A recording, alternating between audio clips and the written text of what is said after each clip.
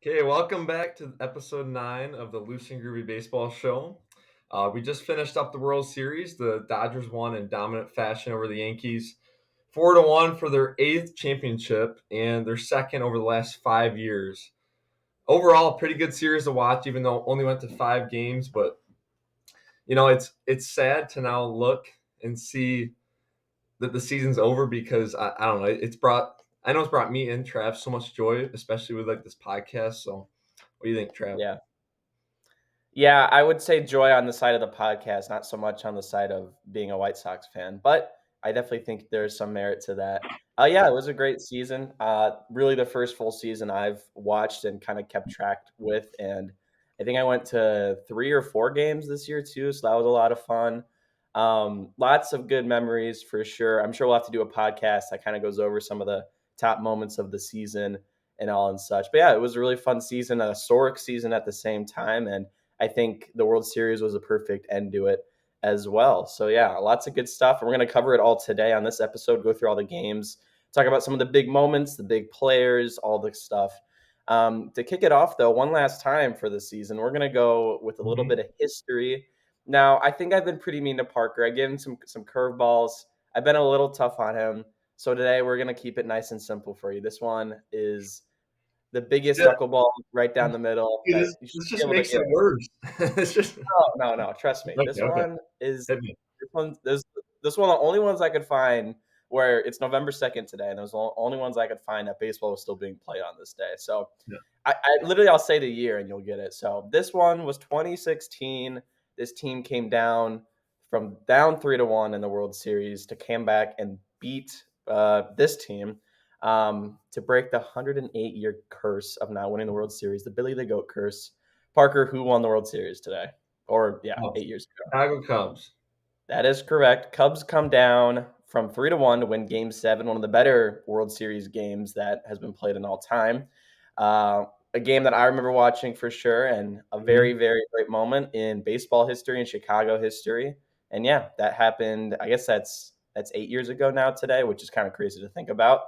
But yeah, so that's all we got for today. That was the last one. I mean, baseball is usually over by now, and it's a long history. Some of the other ones were like awards, like a lot of the awards are getting decided right now. So that was Yeah. also to take a look at. But yeah, we'll see how we'll see how these year's awards come down, and I have to do an episode talking about that too. Who we think is Mhm. going to win all those? But without further ado, I guess we're just going to get right into it. Yeah, we'll kick it off. Game one and two were both played out in LA. Parker, do you want to go game by game and then kind of talk about it, or you want me to just go through all 5 games? Then we'll kind of do a blanket coverage. Um, we'll just do game by game. Why Okay, not? sounds good. So, game one, a very, very great game. This was a great sign of things to come in this series. Parker and I actually were able to watch, I think, 4 out of the 5 games together, which was a lot of fun. Mhm. So, game one, to kick it off, we had a Kike Hernandez triple in the fifth. Will Smith hit a sac fly to score him in. There's some great pitching between Garrett Cole and Jack Flaherty in this game. I'll get to them later. And then Giancarlo Stanton continues his electric run from the championship series. He hit a two-run home run in the sixth. And then Mookie Betts hit a sac fly to score Otani in the eighth. That made it 2-2. And then we go into extra innings. No ghost runner here. Chisholm is actually able to steal third here, which was pretty surprising to me. And then Volpe grounds to the shortstop Edmund, who does fumble the ball. That was his second kind of mistake of the night over there at short. So Chisholm is able to score on that. But then come into the ninth inning, the Dodgers have a threat looming. They intentionally walk Mookie Betts to set up Freddie Freeman with the bases loaded. They bring in Nestor Cortez, who had not pitched in 37 days. And the first pitch, Freddie Freeman takes yard. First ever walk-off grand slam in World Series history, and gives the Dodgers a 6-3 game one lead. Going over the pitch line, Cole went 6 innings for its one earned run, and Flaherty went 5 1/3, 2 earned runs, and 6 strikeouts. And that was not the first time they faced off in the series. We'll get to that game later. But Mhm. Parker, game one, great game. Game 1 was awesome, and watching the first 9 innings, it was so like I know that because they went in extra innings, obviously. So it was 2-2 going into the 10th inning, correct? Right? Yeah, 2-2. So 2-2. And even then, like it seemed like the Yankees, while it was 2-2, it seemed like the Yankees had like a stranglehold on the game because like they were actually like hitting and Garrett Cole looked like Garrett Cole. While on the other hand, like you look at the Dodgers this game, the 1 and 2 hitters, Shohei Ohtani and Mookie Betts were 1 for 8. So you shut those two down for the most part, and it's like okay, this game's got to be over. But Freddie Freeman, that was people are saying it's the best home run ever or in the World Series or I don't know if I go that far. That's pretty extreme because it was game one, but Right. not to like discredit him, but it was absolutely awesome. I will say, have you seen there's a stat I know for like most like the biggest hits of all time based on like how much they increased the win percentage of like the World Okay. Series or something. I think the biggest one is this Yogi Berra home run from the Yankees. I don't even know when it was. I think no, it's a Pirates home run in like the 1960 World Series to beat the Yankees. Okay. I forgot his name, but I was curious to see what the numbers looked like on that because I also know they also were saying like winning game one, if you win game one, that gives you like the highest chance to win the series. So like the walk-off home run to win game one in the World Series, like I wonder where that ranks all time on like win percentage, like Yeah. how much that increased their chances to win it. But yeah, I think it's up there. That was an amazing moment. And I, yeah, like I think everybody was saying, game one is one of the more important games to win in any series. So Yeah. I think I would be curious to see how that turned out. So this is just going off of like the numbers that I saw. Like, I didn't get like a specific number to give you, but so like going into the World Series, if you look at like the numbers, it's you would think it's 50-50, right? Overall throughout history. Like it'll average out to 50-50 for each team to win. Okay. So I saw so after a team wins game one, they win 64% of the time. So I'm guessing it's around that 14% increase. Mm, Because if he struck out, the game's over because they were down, and right. obviously hit the home run. So he pretty much directly won the game. Like I guess he could have hit a base hit and won it with a base hit, but Yeah. I'd say Right. around like between 10 and 15% increase, which is it might not seem like a lot, but that's it's For one actually at bat in like a whole 7 game series, that's a Mhm. very big increase for sure. Yeah. And I'll throw another thing out there. So kind of like what Travis was saying, because like we were talking about how the Yankees bullpen last series, they kind of just got by. Their bullpen problems did show up here. Like he said, we can talk about this too, but like Jake Cousins came in not very good. He was terrible all series. Like I think you were saying like his first three appearances, he gave up at least one run. So Yeah. I don't know. Boone kept going to him. It's like you have other guys, you have starting pitchers like Luis Heel that can like come in from the pen. Why are we putting in this guy that's giving up a guaranteed run every time? But Right. we definitely talked about this before in person, but putting in Nestor Cortez after I think it was September 18th was the last time he pitched before then. Why? Like does that make do you have any because Tim Hill was ready. He could have Right. warmed up. He was on like there's no rest problems with him. He's been great. Like why why are we going to Cortez there? Yeah. I and even like I usually with these situations, I always assume there's like some numbers or like some like niche stat I don't know about Mhm. that is like, oh, this matchup is favorable. Um, but I think it ended up coming out later that Cortez, I think Betts was like 0 for 5 against Cortez in his career, and Freeman against Cortez had a very decent like time against him, like he hit well against him. Mhm. And it was just a conclusion that the numbers didn't make sense. It didn't make sense just on paper and it definitely added to the list of questionable moves made by Boone this whole series. I would also say that taking out Cole that early in Game One Yeah. was also a bit questionable.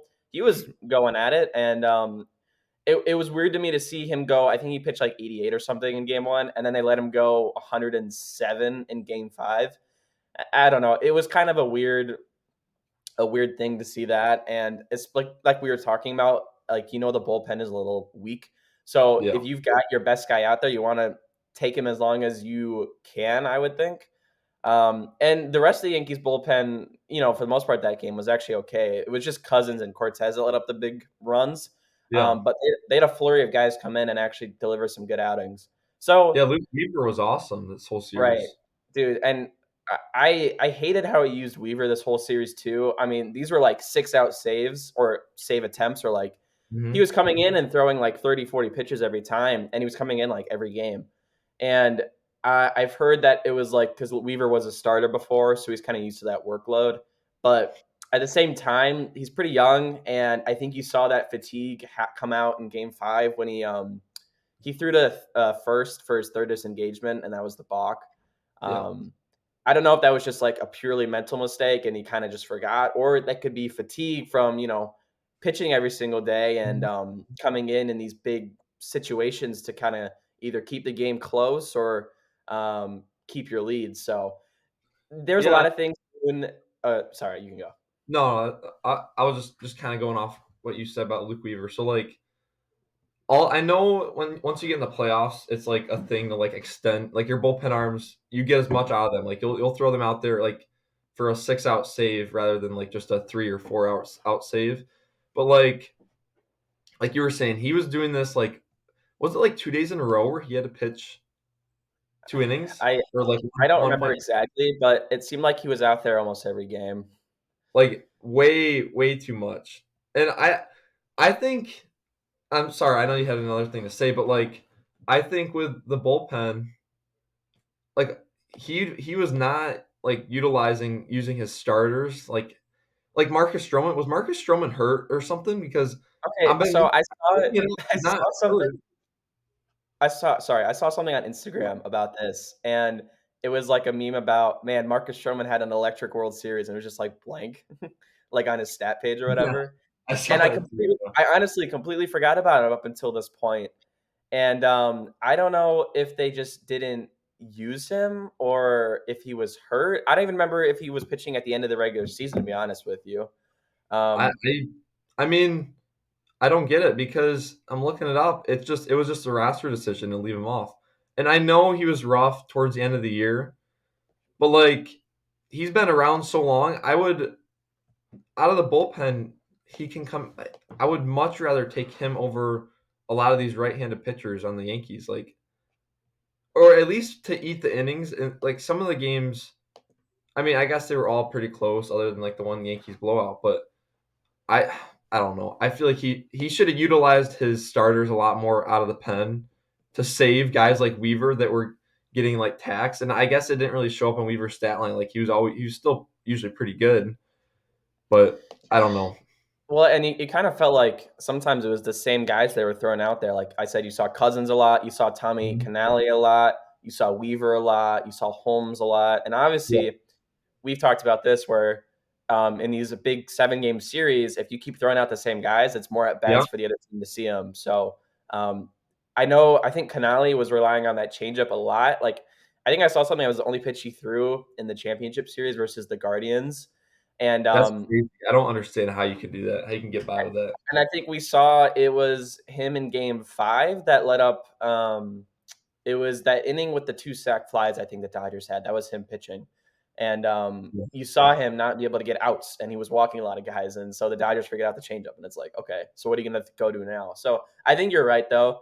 Um, we were kind of talking about the Yankees might have the edge with the starting pitching here, and it did feel a little bit like they underutilized that a bit. And especially when there is such a big advantage for Yeah. the bullpen of the Dodgers, it's kind of like you're wasting one of the things you have over this team. So, yeah, the only thing I was going to add on after what I was talking about was just saying again that Boone had a lot of just kind of questionable decisions, I would say, in this game. But we'll throw it over to game 2, still in LA. Dodgers Yeah. are up 1-0 in this series. So Tommy Edman and Juan Soto trade home runs early. And then it was Teoscar Hernandez hit a 2-run home run in the third. Freddie Freeman goes back to back with him. That made it 4-1 Dodgers. And that was just about it. Yankees had a bit of a comeback, not a comeback, but a bit of a just they made it close again in the ninth. Stan had a single in the top of the ninth, hit off the bag, and that was able to score a run. They did end up loading the bases as well, and Jose Trevino did fly one out, almost the warning track, but he did fly out. So that'd be the final out. So Dodgers took this one 4-2 as they were going to head back to New York, but a very dominating outing. The big story here was Yoshinobu Yamamoto. He went 6 in the third, 1 hit, 1 earned run, and 4 strikeouts. Honestly, probably could have gone longer than that as well, but he looked amazing. One of his first starts from that injury where he kind of looked like fully back, and he was looking like the guy that the Dodgers paid him to be. And this was a huge, huge start for him, not only in the World Series, but I would also say heading into next season. I think you're really excited with having Yamamoto again, and now he'll be comboed with Shohei Ohtani as a pitcher also, which is terrifying to think about. So yeah, this was probably I don't want to say least exciting game, but of the five, it might be. But still a great game nonetheless. And the Dodgers go up 2-0. Yeah, so I had a couple key kind of takeaways from this game. You kind of already mentioned them, but Yamamoto, like you said, that was huge for him to get such a good start. Having his only hit being the Juan Soto home run. Like you said, 6.1 innings, 1 hit, 1 run, 2 walks, only 3 base runners. So just completely like the Yankees offense was non-existent this game. And then looking on the other side of things, and we kind of talked about this. We touched on this in the last episode with the starters when we were talking about like, okay, like which starting rotation do you want to take? And we were talking about how like we know what Garrett Cole's going to be, and that's exactly what Garrett Cole was. He pitched like 12 innings. I think he had 1 earned run. A lot of the unearned runs. We'll get into that game later on, but Carlos Rodon, he was like the big like I don't know if we mentioned it, but like in my eyes, he was kind of the X factor because yes, Garrett Cole's gonna like give you a great chance to win, even though they lost both his games. But Carlos Rodon, like if he can perform, and you know Garrett Cole's gonna perform, it's absolutely massive. But this game, 3.1 innings, 6 hits, 4 earned runs. It was just if you see that as a Yankees fan, and you know that Rodon might get another start because this was game two if they did push it to 7. You're worried about obviously this game because that hurts them a lot for this game and it ended up losing them this game. But you're also worried about game 6 or game 7 when you have to put Carlos Rodon back out there. So just super scary if you're a Yankees fan. Um, Not much to really be happy about in this game for Yankees fans. I mean, Juan Soto hit the home run. That was awesome. It was early on, so like all hope was not lost at all. It did tie it up, so 1-1 going in the bottom of the third, and then it was just Dodgers pitching dominance, but also Tommy Edman. How many? What RBI do you think this gave him for the postseason? This home run? For the postseason. Yeah, Uh, I'll just say like rough guess. 18, 13. 13. So still 13 is still a crazy number for a guy Okay. that you picked up, and everybody was like, whatever. Like why are they getting Tommy Edman? And then Right. Teoscar Hernandez. Um, this was his 10th RBI. And I feel like he kind of needed this because he's been rough. He was rough throughout the championship series, like pretty bad. So to have him Yeah. get going was awesome. And then like Freddie Freeman, like the same thing. He was batting like horrible up until the World Series, but he got a lot of slack cut for him because his ankle was like bothering him, and like you probably can't get much torque when your ankle's like absolutely killing you because just watching him Mhm. go down the line up until the series was painful to even watch. And we also talked about this in person. So like Freddie Freeman, it's and you were mentioning a couple things. You can bring that up here, but like how does he go from his ankle looking that bad and like him being so gimpy on it? And then they had like 2 or 3 days rest, which really isn't much when he's been running on that ankle for like game after game after game and like pushing it, missing a game, getting taken out of games. How does he look so like normal here? Because running, he looked like fine. It didn't even look like it was a factor. I remember watching game one. He hit that triple and legged it out, and I was like, well, as soon as he hit it, I was like, oh, it'll probably just be a double, and he'll like limp over to second. But he was Yeah. going, like he was moving quick, and that took me like by surprise. I thought it was gonna be very similar to what we saw in the championship series, where he's like kind of like barely moving almost. Hmm. Um, what I heard was it was extensive amounts of treatment and like making sure it was good to go each day before the game. I'm sure you guys have heard this, but it was like I think 4 hours of kind of like massaging and stretching and heat and cold and like just getting it ready for the game. And that was the only reason he could even play. I think a lot of people are also saying, this is uh, like in like a regular season situation, Freeman would not have been playing. He would have been on like the 15-day IL with this kind of Hmm. injury.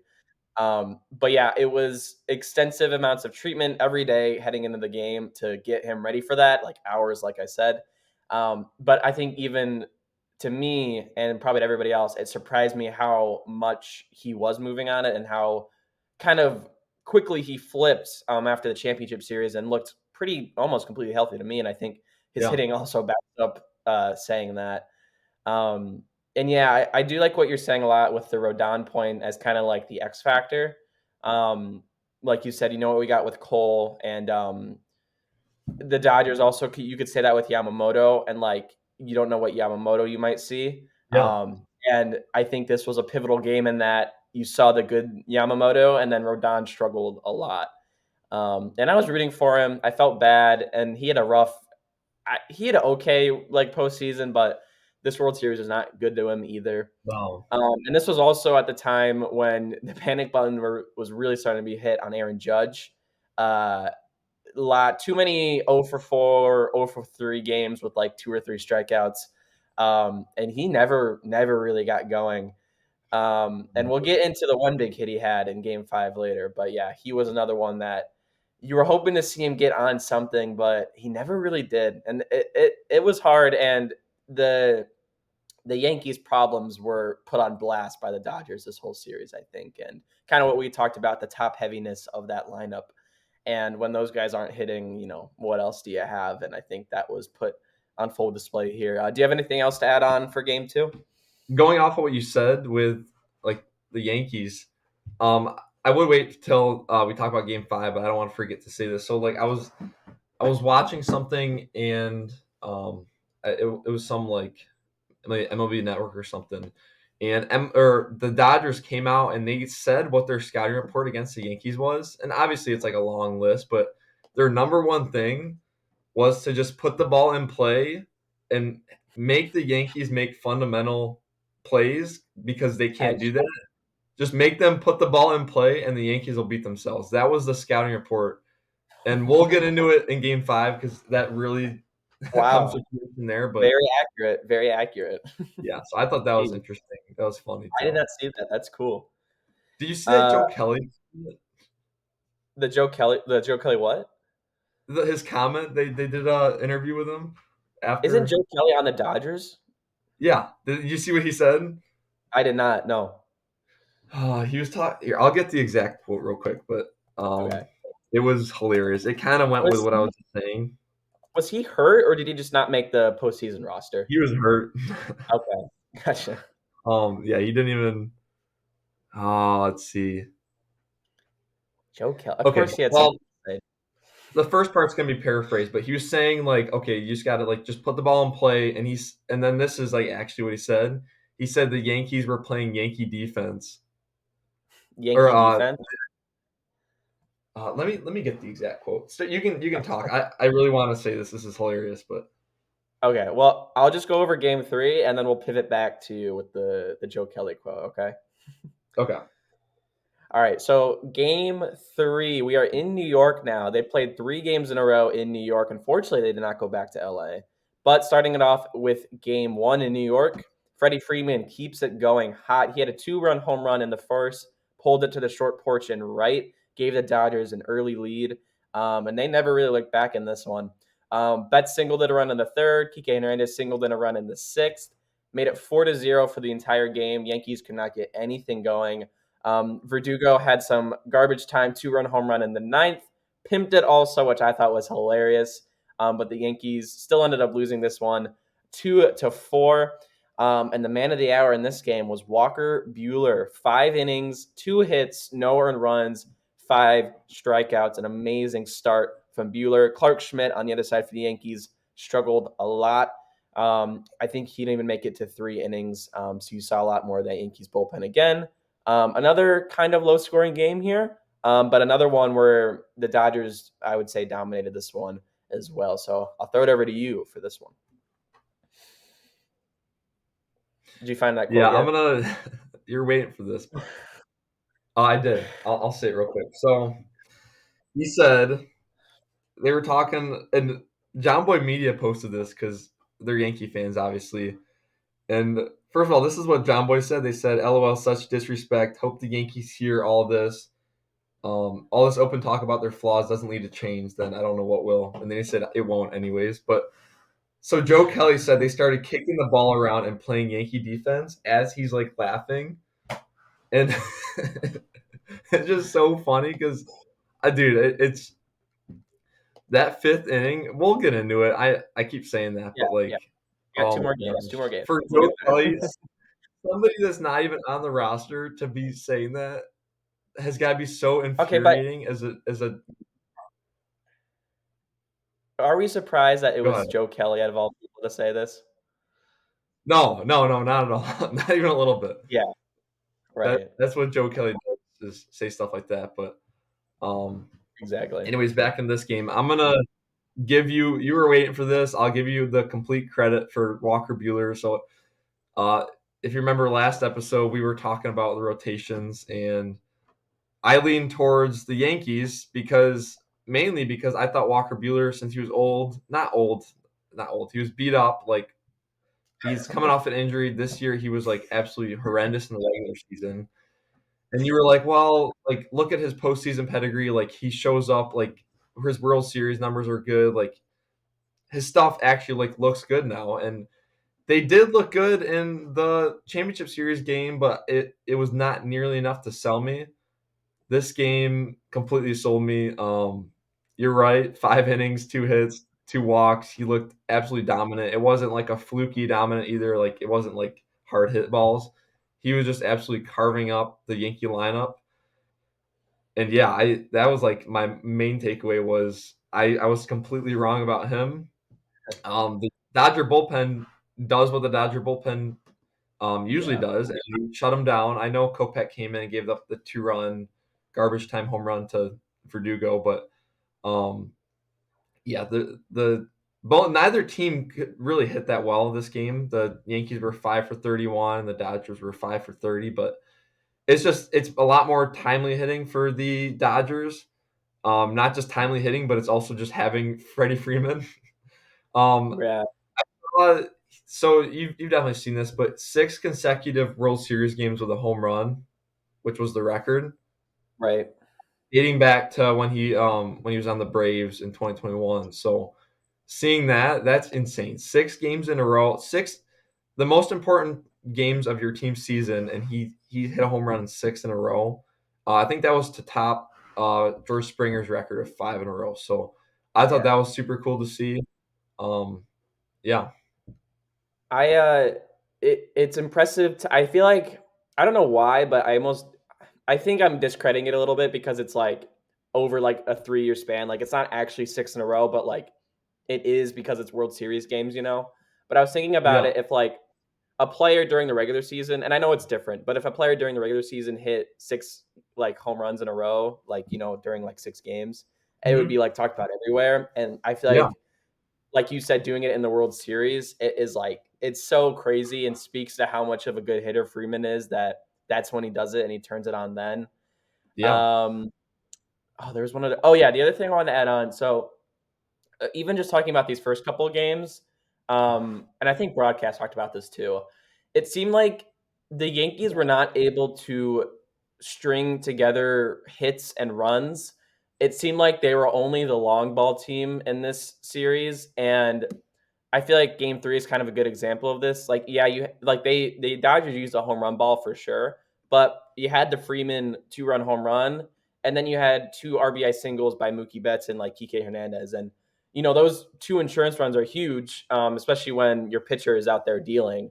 A 4-0 game is a lot different than 2-0. And I feel like that's something the Dodgers were able to do a lot better, was get these kind of smaller runs and not rely so heavy on a home run ball to, like give them their runs. Mhm. Because I mean, you'll even see in Game 4, that was where a lot of the Yankees runs came. Also, was home runs, and so I think that's another thing the Dodgers did a lot better this series. They did a lot of better things better this series, but I think that was a big one. And also their bullpen. We haven't talked about it too much yet, but these 3 games, for the most part, they were all very, very solid and held the Yankees in check for most of it. And yes, Walker Buehler, I was proud of my guy, able to give me one over Parker here, and it felt sweet. I wouldn't lie, Okay. that felt Okay. good. Yeah. Good to see him go out and dominate. But we'll throw it over to Game 4 now. Still in New York. This is do or die for the Yankees now. And they were able to come out. An interesting stat. I'm sure you guys have seen this now, but when teams are down 3-0 in the World Series, this has happened. I guess this would have been the 25th time, but of the 24 times it happened before, only 3 teams were not swept. And no team had made it past Game 6. And I thought that was absolutely crazy. I never heard of that Yeah. before. But I honestly could not believe that especially like most of the teams got swept, but even the teams that didn't, they didn't even win Game 5. I could not believe no team made it to Game 6. So the odds were definitely not in the Yankees' favor from the start. But they were able to get one here. Freeman, again, a home run in the first innings, almost identical. This pitch was a bit on the outside. He still yanked it over to right field, gave the Dodgers a 2-0 lead. And I just want to say, I had a meeting this night for the game, and I watched the Freeman home run, and then I think I watched like an inning or two after that. And just from how the rest of the series was going and how this game started, I was like, "Oh, this series is over. The Dodgers are just going to run away with this." And then when Mhm. I came back from that meeting, I we talked about this too, but it was like it looked like 2 completely different teams. Like the roles had kind of switched here, and I guess that's baseball, but it was like the Dodgers, I feel like, had been controlling the series the whole time, and then all of a sudden, the Yankees kind of found something here, and they controlled, I would say, the rest of this game, and I'll kind of get into that. But Verdugo had a ground out RBI in the second that made it 2-1, and then Anthony Volpe with his big moment for his career so far. He hit a grand slam in the third. A really good moment for him, especially for he was having a tough series overall, I would say. And this was kind of a cool moment to see him. It didn't end up really mattering in the long run, but I digress. And then Will Smith had a home run in the fifth that made it 3-5. Freeman also had a ground out RBI that made it 4-5, and then Austin Wells had a very, very nice home run in the sixth that made it 6-4. And then the Yankees would go on to score 5 more runs to kind of run away with this thing and make it 11-4. That made the series 3-1 and kept the Yankees alive. Starting pitching was not fantastic on either end. This was a bullpen game for the Dodgers, and then the Yankees, I think, ran out Heel, I think is who it was. An Yeah. interesting note: the Dodgers ran out this guy, Kasparius. I think this was his first ever career start. It was only the second pitcher ever to make his first career start in a World Series game, and he was actually okay. But to me, when they threw out that guy in the first inning to start the game, that kind of I don't want to say it showed me. It didn't. No, Mhm. I don't want to say it didn't show me that this was like a throwaway game, but I'm it gonna was get more. yeah, that's You, mhm. This is yeah. sorry, I don't mean to cut you off, but Yeah, you're good. this You is can go. exactly what I was gonna say. So, yeah, this is literally they throw out Ben Casparius, and yeah, not to like disrespect him, but like exactly what you said.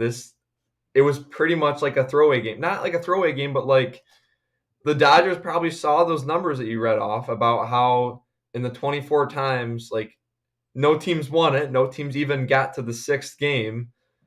Like we don't need to put our foot on the gas right now and like tax our all of our pitchers, and we can Hmm. that way we can save like this game. They could have started with Jack Flaherty off like short rest, but instead, why do that when you can save him for game 5 or 6?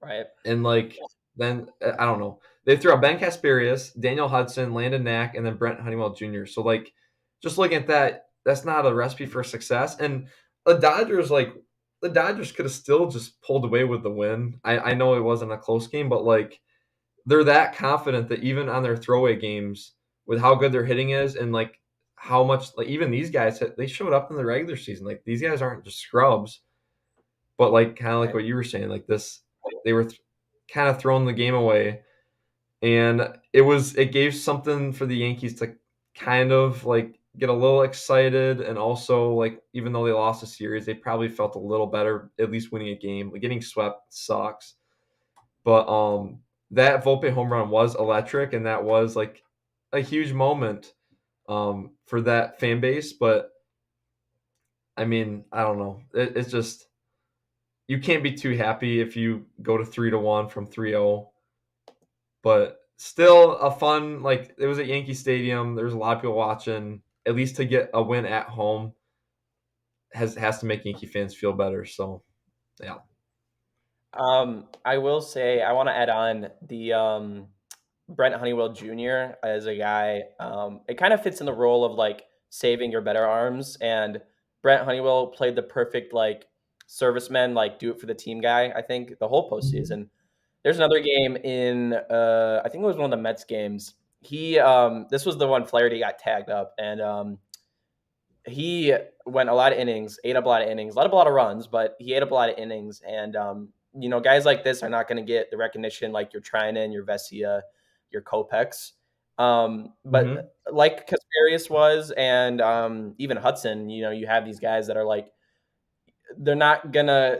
I mean, they could go out and pitch well, but their main role Yeah. is to save the other guys, your good arms. And it is probably not the most fun situation to be in. I'm sure all the relievers want to be the guy and like the guy to close out the games and be dominant. But at the same time, they're just as important. I would argue because you save the other guys so that they can be at their best. And so, I think a lot of this game might not get a lot of recognition as some of the other ones here, but I think this game was as equally important for the Dodgers because, yes, you do lose, but at the same time, you don't use anybody, like Casparius, No. Hudson, Nat, Honeywell. Like none of those guys saw any other innings. I don't think the rest of this series, and so I think it was perfectly managed by Roberts here to like yes, maybe you give up a game, but at the same time, you come back stronger the next game and you win. So, I mean, I think they played it Mm-hmm. perfectly. And again, I would not say they gave this one up. I didn't think they purposely were throwing it, but I would say it was strategy to not throw out your best guys, knowing you're up 3-0 and knowing even if they win, the Yankees won that one, the odds are still definitely in your favor. So I think also kind of applauding Roberts here and applauding Roberts for the whole series, I would say. But I would want to shout out Oh, it that was whole kind of situation impeccable. that happened. So Mm-hmm. we'll bounce it over to game Definitely. 5 now, the final game in this series. And it started off pretty hot for the Yankees, coming off of last night. You saw the Aaron Judge home run. Finally got a hold of one. Got the Yankees going 2-0, 2-run home run in the first. That was a very huge moment. I was pretty excited for him. I do I know you call him the July merch. What is it?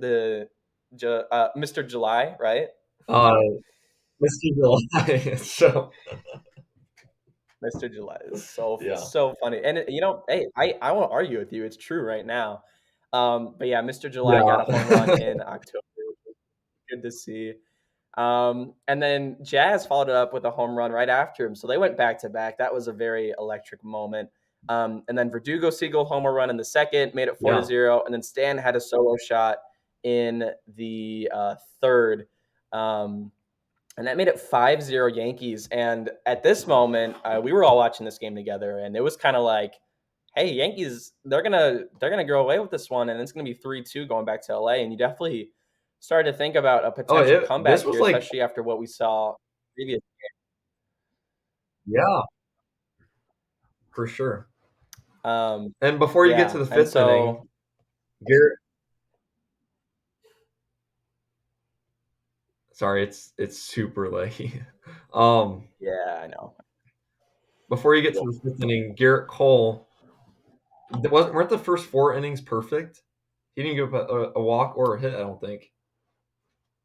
I don't think it was the first 4 innings. I joked about this too. I think it was like the third inning, and he gave up a hit, or something. Maybe it was the fifth. I Okay. don't remember. I think he had a walk, at least a No, yeah, walk 'cause heading into. mhm. No, nothing. No, in the 5th inning, the Kike Hernandez hit was the first base runner. Wow, I didn't know that. Yeah. So that you can keep going. Go ahead. Get into the mess of a 5th inning. All right, yeah. So, and then we have the fifth inning here, a moment that will be remembered for a long time, or a whole inning that will be remembered for a long time. But so you kick it off with the Kike single, and then Aaron Judge out in center, an easy catch, drops it unfortunately. Mhm. And I think there was one out at this time. So there's a guy in first and second after the Judge drop, and then a grounder to Volpe. He spikes the throw to Jazz at third for the force out, and now bases are loaded with an out. Another error here by the Yankees. Um, and then Cole gets a strikeout, so that's 2 outs now. Keep in mind, it's still 5-0 at this time. And then I forgot who the hitter was, but it was Mookie. No, it was Mookie. Mookie. Yeah. He hit a ground out to Rizzo, and I'm sure everybody's seen this clip by now. But Mookie is hustling. He's hustling it out to first, and you get the infamous Garrett Cole point to first at Rizzo. And Rizzo, he doesn't hustle to first, but he kind of realizes too late, and Mookie already gets there in time. But Cole does not cover the bag. Rizzo is not able to kind of run down the ball and get to first quick enough. And that the Dodgers ended up scoring that one as to make it 1-5.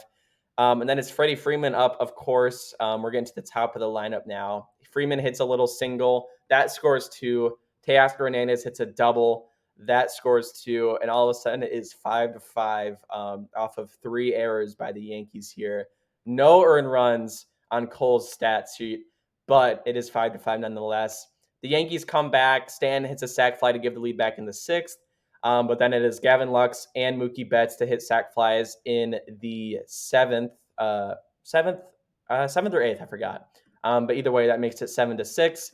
Yankees are shut out the rest of the game. Walker Buehler comes in to close out Game 5 and to close out the World Series in dominant fashion. And that was it. That was all she wrote. Dodgers took this one series 4-1.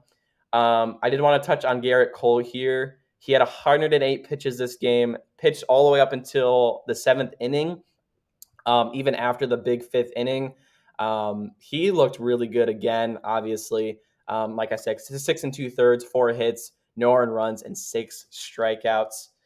Yeah, I'll kind of let you give your thoughts on this, but a very, very hard hitting to watch as Yankees fans, and even as a baseball fan. That was so many times I could have gotten out of it, and it could have been easily prevented. But yeah, Yeah, I got a few different things to say. So this was the most unearned runs in World Series history, jeez, which is rough. And the Yankees, I don't know, this was hard to believe because this game didn't even go to game 6, but this was the 4th most runners left on base ever in the Yankees. mm, I don't know the exact number, but it's somewhere between like 30 and 40 runners left on base. So like you were goodness, saying, while they were just relying on the long ball, they were getting guys in scoring position all the time, and they just never had anybody come up with that hit. But anyways, going back to that 5th inning, I had a few different things. So first of all, Freddie Freeman, that 2-run hit, and then Teoscar Hernandez. I think people need to understand how clutch that hit was. It was like we kind of disregarded how big of a hit that was just because it was like, okay, this shouldn't even be happening. Like all these errors are leading up to it, but that hit was huge for the team to do that, to hit it over Judge. I thought it was going to be like a easy fly out, and then Judge turned around, and Judge might have had a chance. I don't know. It didn't look like it was too far away from him. Obviously, it's a super hard catch. right? But with Judge's error at the beginning, I remember after he hit the home run, I turned to you and Kevin and I said like this is kind of gonna get him like off the hot seat a little bit. Like it's like okay, he hit a home run like last game. Like Yeah, people aren't gonna be nearly as tough on him just because he hit this home run. And to me, it kind of like I don't know. I'm not gonna say annoyed me, but like I wanted people to think like, okay, like you need to look in the mirror and see like he's been terrible. Like this home run does not mean that much. But Yeah, after his error and what it led to eventually, it completely switched my mind. Like I'm like, okay, he's back on the hot seat. He just completely reversed what he just hit, the home run he hit. yeah, Like that does not matter at all anymore. And right, that error was bad. If you look at the video and they show the replay in slow motion, you can see like when he goes to catch it and he looks at the first base guy. I don't know if he was looking to like throw him out at first, like if Kike was a little too far up the running to second base, but like what? Why are we looking at first base there? When do you ever double up somebody on like a routine fly to center? So I mean, it's easy for me to say sitting here, but um, and then the Volpe error, I don't think that error was really that bad. Like that wasn't an easy play. I will say the bad part was more like mental. Like why we're up 5-0. There's one out, man at first and second. Why are we trying to get the lead runner? right, Let's go. Let's go to second. Let's go to first. Let's just get like just one for sure out. Get two outs. Like that's. I think that's in my mind. That's like a maturity thing. Like he's trying to do too much and like show mhm, he knows too much by going to third. Whereas I right, think a veteran like I'll say Jeter wouldn't have went to third. Like you're trying to win the game. Who cares about that runner on third? Who cares if it's 5-1 going into the next inning? Like you, I think that was the bad part about that error. Not really the like that was not a tough play to go to third. Um, and then the Garrett Cole one that wasn't even they didn't even consider that an error. How is that not an error? I got two questions for you. So first of all, do you think that's Garrett Cole or Rizzo's fault? Mostly, it's okay. obviously both their they both get some blame, but who do you think? Um, I would say in okay, I was gonna say this. I when we were watching together, this was 2 outs, and they hit the ground out, and I don't know, I was even surprised. I yelled at the TV, like, Yeah, saying, like, "Oh my gosh, he's not covering." Like, I yelled because it was like, oh, I couldn't even believe what I really had never seen that before like that. Like, it was panning towards Mookie running to first, and all of a sudden Cole's just not on the screen, and yeah, I for some reason that didn't make any sense to me, and I just screamed. And you know that you were there, but yeah. um, I would I think that's on Cole. And again, I don't know what the past history is here with him and Rizzo, and like, because obviously that play has happened before, I would assume. Yeah. And I don't know, it Cole was under some kind of assumption that Rizzo was just going to run it out to first and be fine. So I don't know if prior circumstance has been okay. Rizzo's just going to go and tag it himself, like he doesn't need Cole. Um, and again, yeah, I it is both, but I would say to me to not even like to just start walking off and Hmm. assume that your first baseman's okay. I don't want to say that doesn't sit right with me, but I feel like you just got to hustle it out to first, knowing the And situation and Kate. knowing how big of a moment it is with Hmm. bases loaded, um, and obviously what that led to. But I don't, and I'm not going to say it seems like a lack of effort thing. I really just think this was like an Yeah. assumption that was incorrect.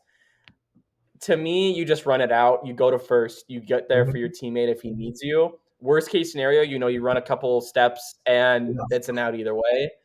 Yeah. To me, Cole's got to run that out, and I feel like it was a mistake for sure. And you could also say something for Rizzo, but I think Cole's got to be there regardless of anything. So yeah, I would say that. I think I would agree, but I still think I'd say like 30% like Rizzo's fault. Like that ball was just a light little chopper. Like Yeah, most of the time you don't even need the pitcher on that. And then they did like they talked to him after the game and he said it had some weird spin on it. I don't that's what know. broadcast said too, I think, or somebody else was saying that. I heard the same Yeah. thing. With the spin. So maybe that's the reason why he didn't charge it because in my eyes, Just watching want to make sure live, he it had looked like it. he could. Why not just? It was the easiest ball to just charge and just scoop up. But if it had a weird spin on it, I kind of understand. And like you said, Garrett True. Cole, just run if you need you. Like he can just stop like they usually do, and then have the first baseman take it anyways.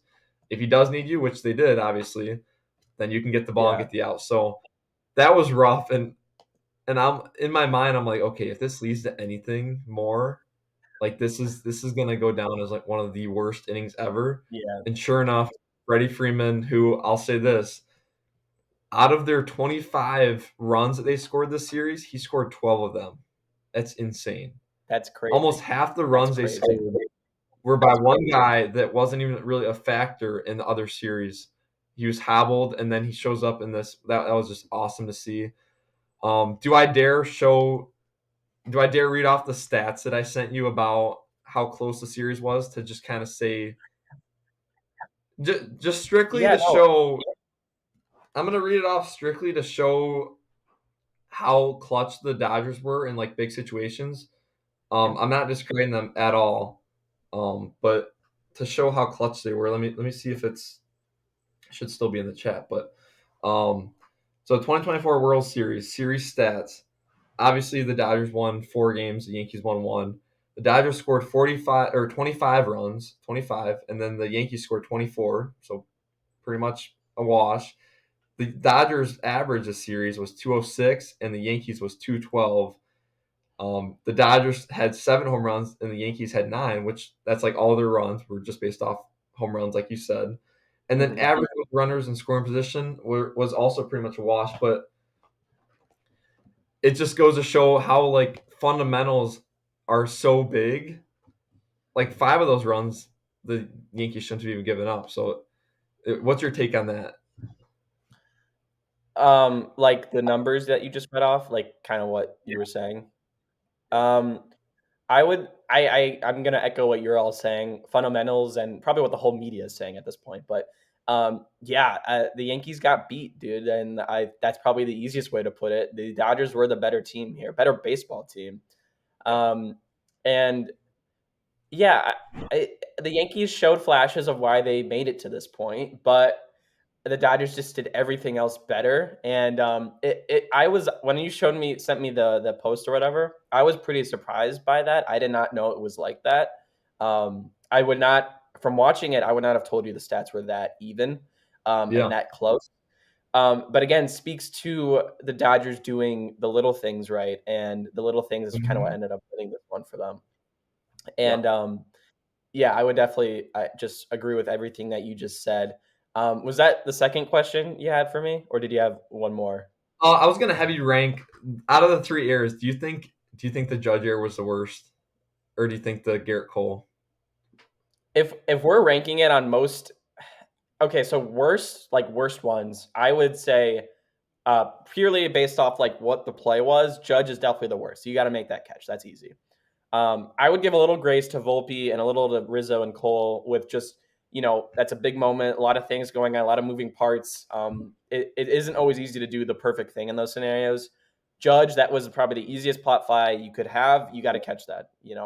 If I would say, 100% though, if I would say like biggest error in terms of the game overall and the impact it had, definitely the Cole and Rizzo one. Yeah. That completely flipped the script for this game. That was Yeah. the worst time you could have done that. So yeah, I would probably say along those lines. Um, I, Another guy I've not said his name once in this podcast. I'm just realizing is Shohei Ohtani. And this isn't like his fault. He had that shoulder injury in game two, and obviously that impacted him a lot in the next couple of games. Very very quiet series from him. And I kind of want to lead this into my next point here. So obviously the Dodgers look really good, but what scares me now is this is not the full strength Dodgers, if that makes oh sense. boy. So, um, like I'll especially lean into the starting pitching aspect, but like you're gonna have Otani pitching next season. Glasnow will be back. There's even some guys I completely forgot about, like Tony Gonsolin's on this team still, and Dustin May. Justin May, yeah, they're Um, both nasty. And then obviously Otani will be healthy again. He'll be hitting again. He'll probably go, something like 50-50 again. Um, And now, Dodgers are in the talks for the Soto sweepstakes. Dude. Like, the fact that the Dodgers won this year, and I think everybody knows this was not the best Dodgers team they could Yeah. have put out, is pretty scary for the rest of the league. I definitely think they put the league on notice here. Um, that starting rotation could be filthy next year if they stay healthy. I hope that, Mhm. I kind of hope they do just so we can see it, but also it would suck for the rest of the league to have to deal with that. But yeah, I was just thinking about it. Like, this team still won off the heels of everything that could have set them back. Um, and I think next year they're going to be without a doubt the best team, and we'll see if they get Soto. I don't really know, but that would be insane also. So I don't know if you want to add anything to that, but just kind of like thinking about next year and what the Dodgers did this year and how they're probably only going to get better next year. It's kind of like, geez. Dude, I completely agree, especially with Glasnow. Glasnow's like in my eyes, and I'm sure you would agree, he's a top when he's healthy, he's a top 5 pitcher in MLB. And even if they don't, let's say they don't get Juan Soto, we know 1000% that they're gonna get probably not even one guy, but two like good guys this offseason Yeah, because that's just what the Dodgers do. So extremely scary. And I'll kind of say one of my frustrations. So Soto went out and he said, "Okay, I'm open to all 31 teams. All 31 teams have a chance to get me." Not even close. I mean, obviously he's yeah. No, don't put it in your hat. I'll put it in my hat right here, right there, baby. come But on.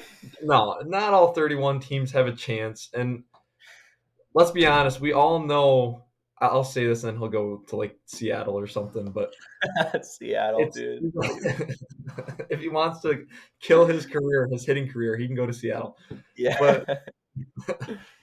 there's I think a 95% chance that he goes to either the Yankees, the Mets, or even the Dodgers. I think if he gets the right amount of money, he'll go to the dark side, or not the dark side, but the team that just beat him, and pull a Kevin Durant. But um, I think it's kind of frustrating because, and I don't know if this is, you can kind of answer this, but like, is this the owner's fault? Like these small market teams, because a lot of these small market teams, you look at all these networks and they're all around the same range. Like it's not like the Tigers. The Tigers have a top 10 richest owner. Like the Guardians, the Nationals have like one of the richest owners. Like not all 31 teams have a chance in them. It's like nobody. There's only about 3 teams that are going to shell out $700 million, and we're just going to see all these like big names go to the same teams. And I don't know. It's just kind of frustrating. Yeah. No, I get what you're saying about the frustrating part. That's the one thing I really do prefer about football is the salary cap and everything, and that kind of levels the playing field for everybody in some regard. Yeah. Um, and I don't know much about ownership and the tendency of owners and how much they're going to shell out and markets and all that stuff. Um, but yeah, it's hard to just assume that, even when Soto says, all 30 teams are in contention, everybody really knows it's down to like 3 or something like that. Yeah. And that's just because of the money he's going to demand. Um, but yeah, I would even say this season, or this series, you had the 2 biggest payroll teams make the World Series. And to some extent, it's fun because you're watching the best guys in the planet play baseball. But at the same time, it's also hard to kind of see that and see that it's the money that's kind of I don't want to say fully, but large part of it is the money these guys are shelling out to Yeah. get these guys here. Um, yeah, I don't know. It is funny, and I know we were talking a lot about, or you've been talking about Soto getting to the Tigers, and I just want to bring that up. I know we talked about this too, and I think I kind of know your opinion on this already, but do you think, obviously the owners bring a lot of the money, but Mhm. the market, the city these teams play in, how much of an impact do you think that has on it? Because I know in football, I think this is where I'm coming from. In football, that has a big thing. That is a big thing, and I think it's a little different with baseball because football you can only get a certain amount of money, from the team. Yeah. So a large part of that does play into where you're going, and where you're gonna live pretty much. Yeah. Baseball, I could see it being a little different, but we talked about this, going to Detroit is probably gonna be a lot different than going to, LA, New Yeah. York, San Diego even, which I don't think we'll go back to San Diego, but I just want to hear kind of what your thoughts were on that. Dude, it's honestly like my thoughts are constantly changing on this, and I would absolutely love to like go to like some of these free agents that sign in certain places and just say like just to like ask them how much of this decision was like your family wanting to go here in this area, or like how much was just purely based off money. Because like like you were saying with Detroit and LA, if you're getting, let's say you're getting 500 mil to go to LA for 10 years compared to getting 600 to go to Detroit, like even like I don't know. And one of my arguments, not really arguments, but one of my like points was every city you can like if you have enough money, you can go to a nice area in every city. Right. Also, you go to a nice area in Detroit, you don't have like the water that you have if you go to like um California. So like it's dude, it's so interesting because I mean that's one thing that frustrates me because I'm obviously a Detroit fan, all the Detroit teams, and that's one thing that'll never change. Like the owners can spend more money, but our location is never going to change. We're always going to be out of Detroit. And I'll say another thing, throughout the season, I don't think the location matters really that much because they're constantly playing baseball. Maybe in like NFL, like they get a lot more off time because they only play one game a week. I know they have practices and stuff, but with baseball, there's not much off time, so I don't think it plays too much of a factor during the actual season. True. But then in the off season, I'll say if these guys have that much money, they a lot. I'd say the majority of these guys that are getting these big contracts, they got houses everywhere, so they can go live wherever they want. So that's another kind of point where I think that it doesn't matter as much, but I don't know. I would love to, like I said, talk to one of these guys and just see in their mind how much it matters because I'm guessing it's similar for most guys, but yeah. Any chance he goes back to San Diego or no? Mm. Well, I know I said that those three teams have like the majority chance, Yeah, but yeah, I don't. They're paying a lot of money. I mean, they're paying Bogarts a lot. They're paying Machado a lot. They're paying Darvish a lot. very I don't true. think that much. I would extend those three teams that I gave. I would extend the it out to maybe Giants, Cubs, Red Sox. Maybe like what do you think? Do you think what other teams do you think have a chance? I don't really see the Padres in that range with the money they're spending, but Yeah, I heard something funny. It was like no matter what team that gets him, they're just gonna defer all of his salary to like 2075 anyway. And I thought that was kind of funny. Um, uh, I don't know. I would say I think Giants is definitely one you could think about. I don't know if this is just me, but I feel like the Cubs are always a team that's said in these big free agent yeah, conversations, they're not gonna get Soto, dude. yeah. And being from like Chicago area, I knew a couple Cubs fans, and um, the general feeling is Wrigley Field will sell out no matter what. So they don't need to spend this big money in the offseason to get these big names in, to get people in the stands. As much as that sucks, I think it's true. They're not going to shell out money for Soto. I don't think there's any chance he goes to the Cubs. Yeah. There's another Chicago team that I think could be in consideration here. They're coming off a pretty tough season, but I think the outlook is pretty good for them. So I could see him, maybe going south side. I think that is something that isn't Okay. in the media a lot, but I Okay. think it's something that you got to keep in consideration here. He said all 30 teams, and this is one of them. So Yeah. Yeah. I Okay. don't know. I would maybe lean more towards that Chicago team, but we'll see. Okay. That's just kind of my like little take. But no, seriously. Um, uh, Red Sox would be cool. I honestly I agree with what you said first. I think it's going to be between the Mets, the Yankees, and the Dodgers. I don't even know if I'd want him to stay in like the Yankees. I don't even know how I'd feel about that. I wouldn't like him going to the Dodgers, but I don't know. It's weird, and That's the whatever thing. he's gonna Like, get, he's gonna get it. But you want him to go to yeah, any of these teams? Probably not. I guess the Mets because they're, but they like the Mets were an underdog this year. But looking at their pay, they paid the most. They're the highest payroll in yeah. the MLB, so like they're not really an underdog. And then if they get Soto, it just That is amplifies kind that. of crazy.